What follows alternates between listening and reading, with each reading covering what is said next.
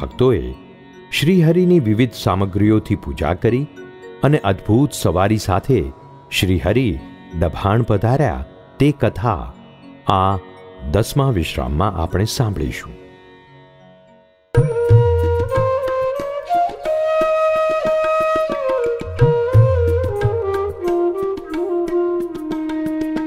शोभी विशाल सभा भरी घोड़ासर समीप घनश्याम भूधर आगड़ भेट धरवा आव्या जनो एह ठाम.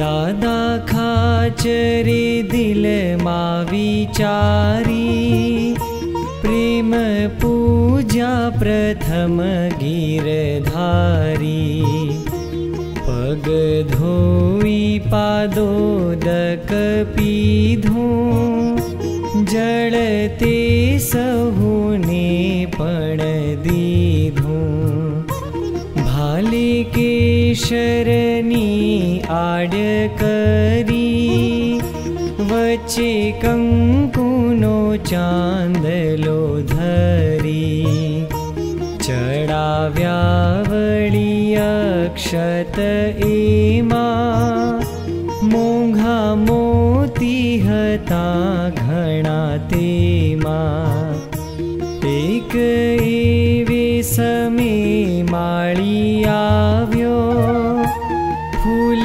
माळा भरी छाब लाव्यो दादा खाचरे ते छाब लीधी माळीने हेमनी मोर दीधी पुष्प माळा मनोहर जोई वाह वाह कहे सहु कोई ताजा पुष्पे करेली तैयार एमा कारीगरीनो न पार दादा खाचरे लई कर माया करी विनती प्रभु तणी त्याय वाला भाळीने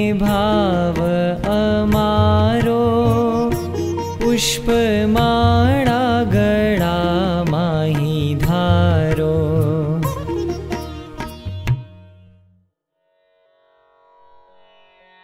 वाला माळा गळामा विध विधनी धरो सारी सारी करी छे श्रीजी ताजी सजी छे सुमनमय महा भारी कारीगरी छे ज्ञानी ध्यानी मुनियो उर पर निरखे चाही चाही रहीने देखी देखी सुखी थई सुर नर हरखे पाही पाही कहीने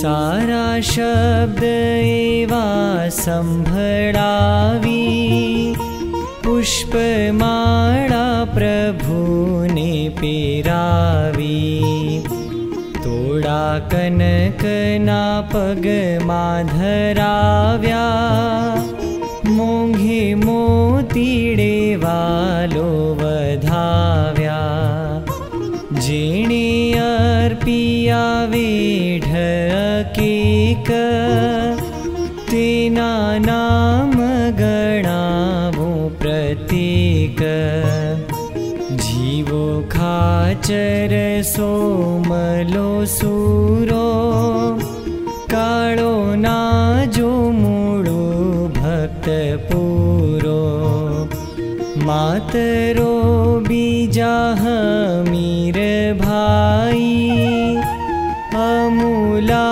तथा अमर बाई। वस्ता खाचरे उतरी आपी, जीनु मूल शकाय न मापी। लाडूबाईए कंदोरो दीधो, ते तो कृष्णे केड़े धरी लीधो। राजबाई तथा बाई मोटी, तेणे अर्पी कड़ा तणी जोटी। पछी काठी सरव पंचमणी, भारे रेटो कर्यो भेटवळी। मीणबाईए आप्यो गळु बंध, शुभ गाये मुक्यो शेलु कंध। आप्या कुंडल बेकाशीदासे, शशि सूर्य समान प्रकाशे। अमदावादना संघे त्यारे, वस्त्र अर्प्या भला भारे भारे। कीन खाब तणो सुरवाड़, तेवो जामो जेनी लांबी चाड़। कीन खाब नाथान ने थान, कर्या अर्पण बहुमूलवान। दाजी भाई जे मछियाववाड़ा, आपी तेणे तो मोहन माड़ा। वळी वासी वडोदरा केरा, तेणे अर्पिया घाट घणेरा। सोना रूपा तणा मोटा थाड़, प्याला ने जड़ पात्र विशाळ। हता कच्छियने झालावाड़ी, मूकी तेणे तो मोहरो अगाड़ी। राय धणजीए रूपानी छड़ी, भली भेट करी तेह घड़ी। पूंजा भाई में थाण ना झाला, तेणे आपी रूड़ी बोर माड़ा। घोड़ो रोजो ते जाते केसरियो, भेट अलैया खाचरे धरियो। पछी सूरतना सतसंगी, आव्या धरवानी भेट उमंगी। भालचंद भला भक्तराज, तेणे आप्यो पूजा तणो साज।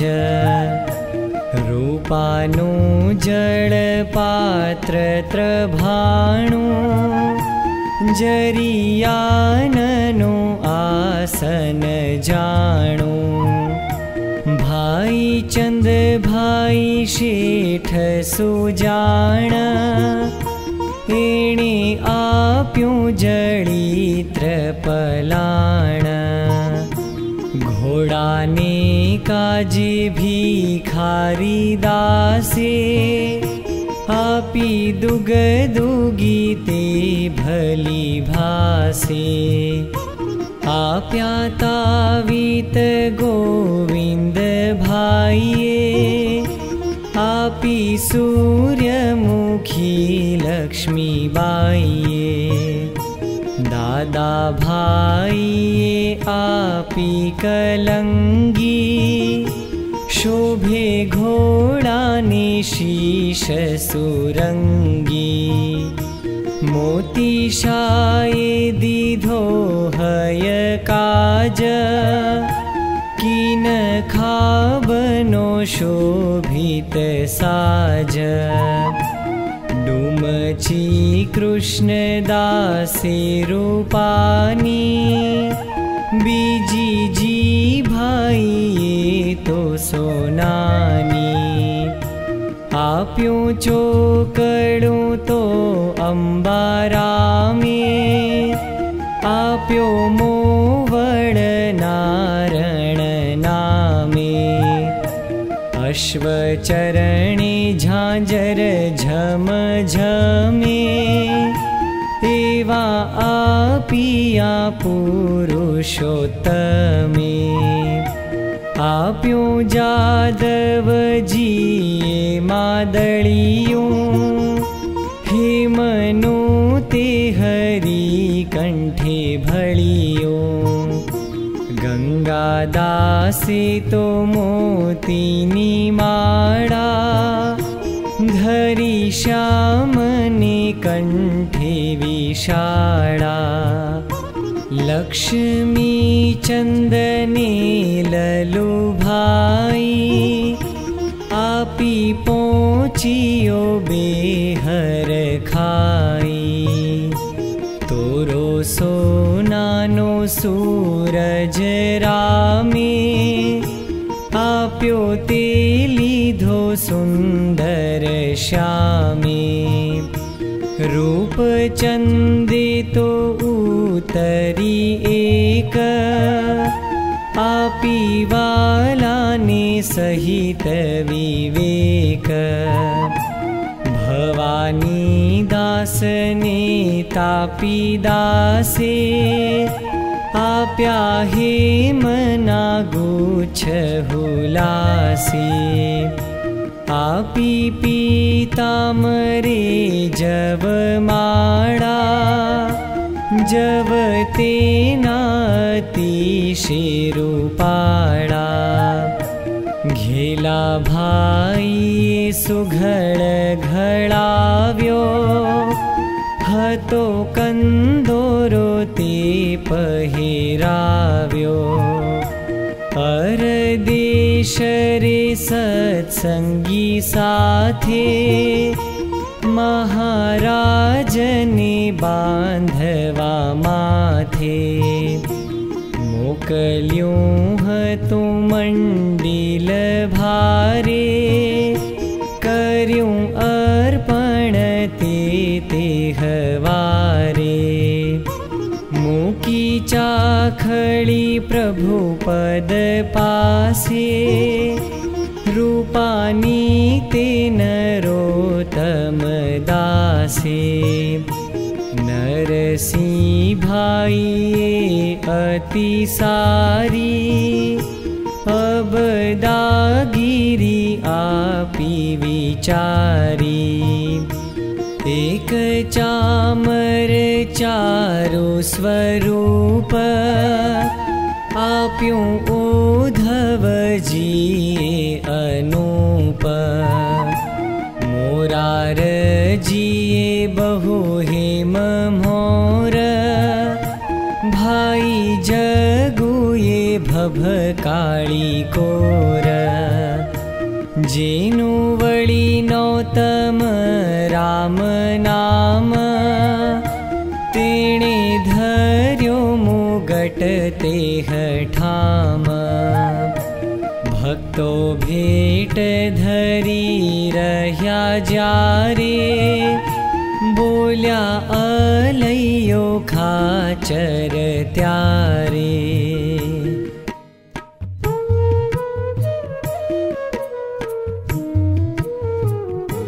हवे घोड़े बेसो घन श्याम, पुरुषोत्तम पूरण काम।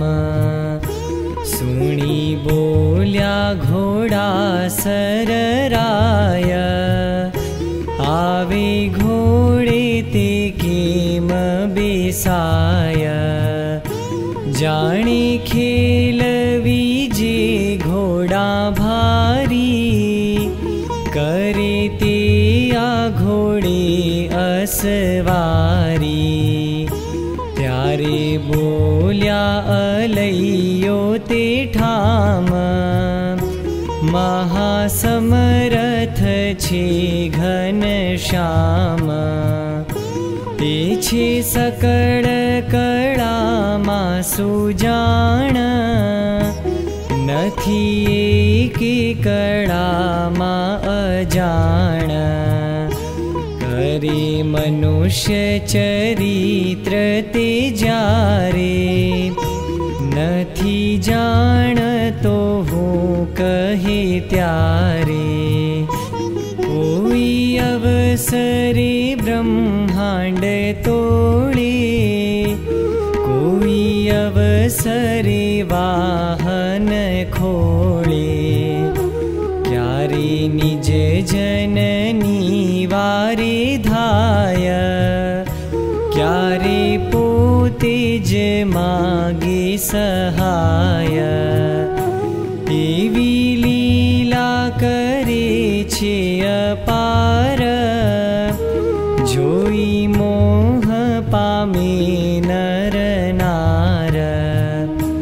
રાજા સમજો સુણી ઊંડો અર્થ, માગી મારી સહાયતા વ્યર્થ. એ છે સમરથ શ્રી મહારાજ, સોંપ્યું મુજની કૃપા કરી કાજ. મારો કરવા સુફલ અવતાર, મારે ઘેર પધાર્યા મુરાર. પછી અશ્વનો શણગાર જે હતો, તે ધર્યો અશ્વનેહ. શ્રીજી પણ સજીને શણગાર, થયા અશ્વ ઉપર અસવાર. ત્યારે કુબેર સિંહ ચોપદાર, બોલ્યા ઊંચે સ્વરે જયકાર. જય ધર્મ ધુરંધર ધીર, જય ધર્મ તનુજ નરવીર. જય જય મહારાજાધિરાજ, નિઘા કરો આજ. ચોપદારનો એવો ઉચ્ચાર, સુણી કરુણા કરી કરતાર. કૃપા દ્રષ્ટિએ સૌ સામું જોયું, કોટી જન્મનું પાતક ધોયું. હય ખેલવ્યો મેદાન માઈ, તેમાં કસર રાખી નહીં કાંઈ. ત્રાસે હરણ ભરે જેમ ફાળ, ઘોડો એમ કૂદે એહ કાળ. વાળે આમથી તેમ જીવન, જોઈ અચરજ પામ્યા જન. મુખે અશ્વને શ્વાસ નમાય, देखी कृष्ण ने आवी दयाय। घोड़ो झाड़ तळे ऊभो राख्यो, भलो भलो वखाणी ने भाख्यो।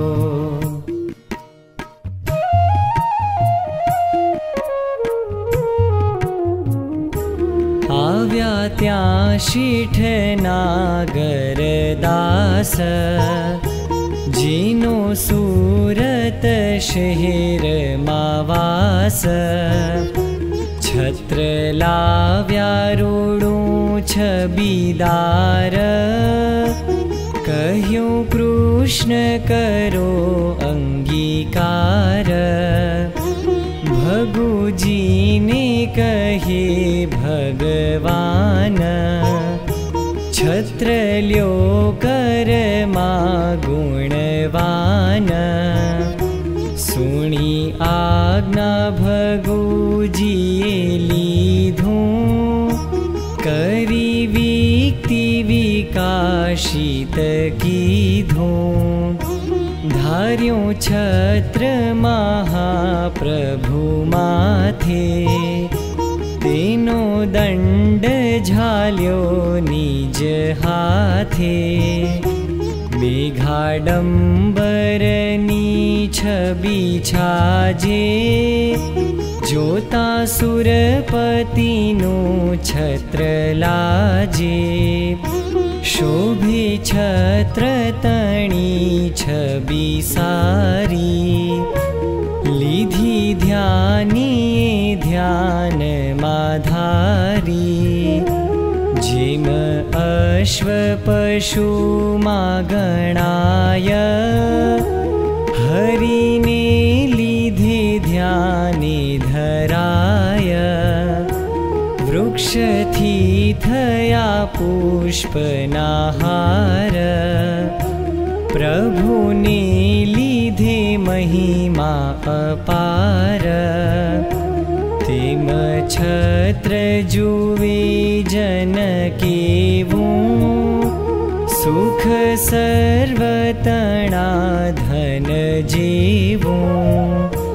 एक संते बीजाने सुणाव्यूं, अहो क्या थकी आ छत्र आव्यूं। एनो कोण कारीगर हशे, वसुधामा के स्वर्ग मावसे। कहो संत केवो छत्र एह, त्यारे बोल्या मुनि सुनी तेह। एनो महिमा कह्यो नव जाय, छत्र समरता सौ सुख थाय।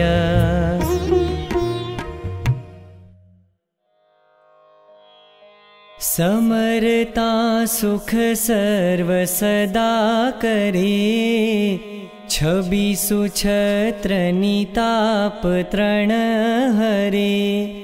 सूरत ना शुभ शिल्पी जने कर्यूं, सरस छत्र शिरे हरिये धर्यूं।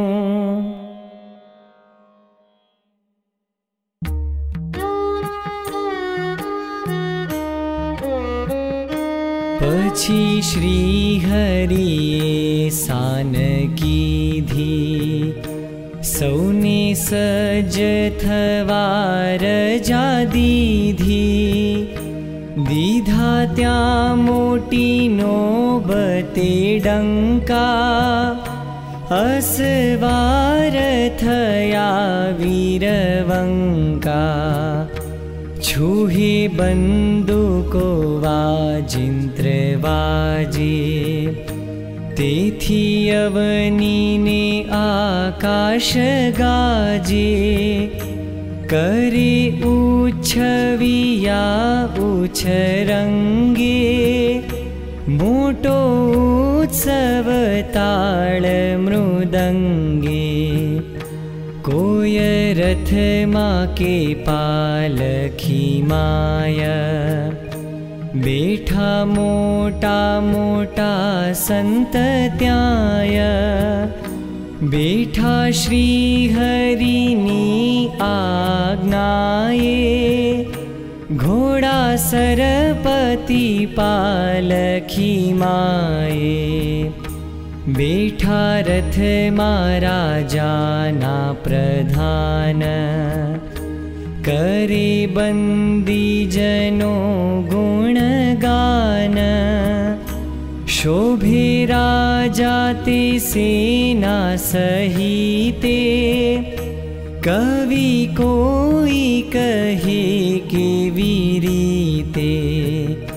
जाने शत्रु ने जीतवा काज, युद्धे चाल्या युधिष्ठिर राज। साथे श्री हरि शोभे छे केवा, युधिष्ठिर साथे श्री कृष्ण जेवा। बहु घोड़ा घूमे आस पास, रज उड़ी छवायो आकाश। जाने प्रभु पदे थईने पावन, चाली भूमि का ब्रह्म सदन।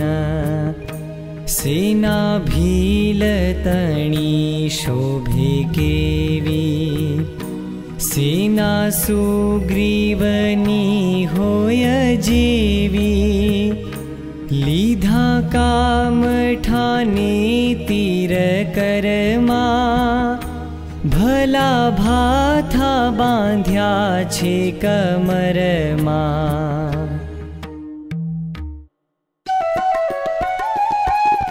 हरिजन पथ मा जता जणाय, पण मन वृत्ति रहे प्रभुजी माय। फरी फरी मुख कृष्ण केरू देखे, निज मन मा निज धन्य भाग्य लेखे। इति श्री हरिलीलामृते सप्तम कलशे दशमो विश्रामः।